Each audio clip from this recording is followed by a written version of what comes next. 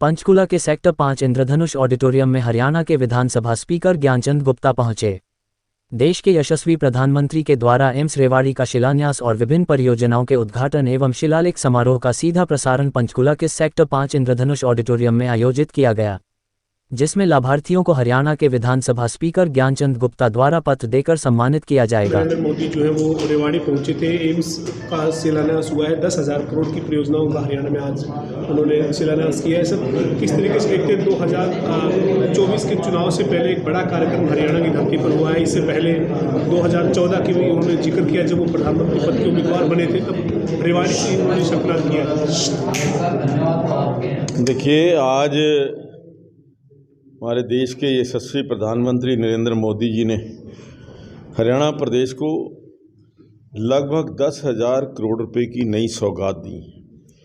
और सबसे बड़ा जो एम्स एक सपना था हरियाणा वासियों का, बड़े लंबे समय से जिसकी इंतज़ार थी, आज एम्स का शिलान्यास आदरणीय प्रधानमंत्री जी के कर कमरों से हुआ है।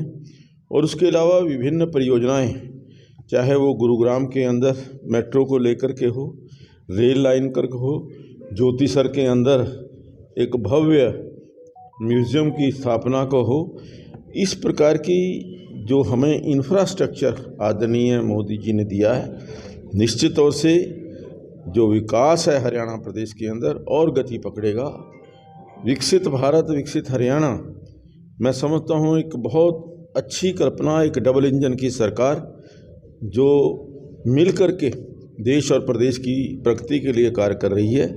ये जो आज का ऐतिहासिक दिन जिसमें आदरणीय नरेंद्र मोदी जी रेवाड़ी में आए, उस दिन की याद दिलाता है जब 2013-14 के अंदर जब पहली बार मोदी जी को प्रधानमंत्री पद का उम्मीदवार घोषित किया गया था। और सबसे पहली जनसभा वो रेवाड़ी के अंदर जो पूर्व सैनिकों हैं उनके सम्मान में उन्होंने आयोजित की थी। और वहाँ पर उन्होंने घोषणा की थी कि अगर आप मुझे मौका देंगे तो 1 रैंक 1 पेंशन की जो है स्कीम है वो मैं लागू करूँगा। और जैसा कि हमेशा रहा है कि मोदी जी की गारंटी, जो मोदी जी ने एक बार बोल दिया वो हमेशा पूरा होता है। तो उस दृष्टि से वो 1 रैंक 1 पेंशन वाली जो योजना थी वो भी सिरे चढ़ी। और उसके पश्चात जो देश की विकास की दृष्टि से, चाहे वो आर्थिक स्तर पर हो, भारत आत्मनिर्भर भारत बनने की ओर अग्रसर है।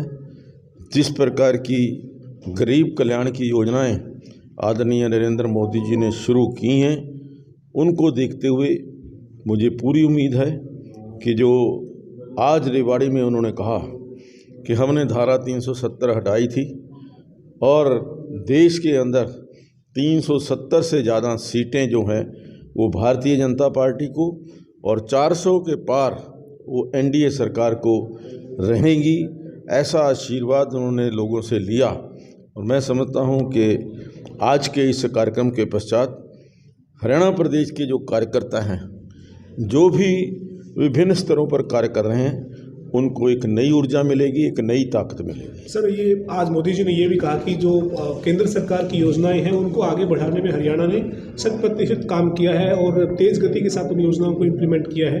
तो आज अलग अलग जगहों से तमाम जो नेता हैं वो जुड़े थे। आप भी आज पंचकूला से इस कार्यक्रम से जुड़े थे। सेंटर की योजनाओं की बात करें, पंचकूला की अगर हम बात करें तो पंचकूला में सेंटर की योजनाएँ पूरी हो गई है क्या सर, जो मंजूर थी, या निर्माणाधीन है? मेडिकल कॉलेज की क्या स्थिति है? हालांकि उसका शिलान्यास हो चुका है सर। देखिए, जो आदरणीय मोदी जी ने कहा कि हरियाणा प्रदेश ऐसा प्रदेश है जिसने किया है, जो भी कार्यक्रम आदरणीय नरेंद्र मोदी जी के नेतृत्व में पूरे देश के अंदर शुरू हुए, हरियाणा राज्य जो है आदरणीय मनोहर लाल जी के नेतृत्व में, वो सभी विकास कार्य, वो जो नीतियाँ थी, वो जो कार्यक्रम थे, यहाँ प्रदेश के अंदर लागू हुए। आज मैं एक और बात कहता हूँ कि जो आज हरियाणा, जो आज विकसित भारत विकसित हरियाणा और उसके साथ साथ विकसित पंचकूला भी जो है वो आज बन करके उभर करके सामने आया है। इन पिछले लगभग 10 साल के कार्यकाल के अंदर जो 5,500 करोड़ रुपए के विकास के काम पंचकूला में हुए हैं, ये आदरणीय नरेंद्र मोदी जी और आदरणीय मनोहर लाल जी की देन है।